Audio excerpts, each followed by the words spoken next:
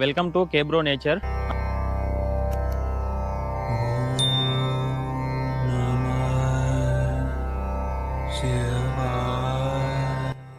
Friends, ఫైనల్గా మనం సంగమేశ్వర టెంపుల్కి అయితే వచ్చేసాం అనమాట.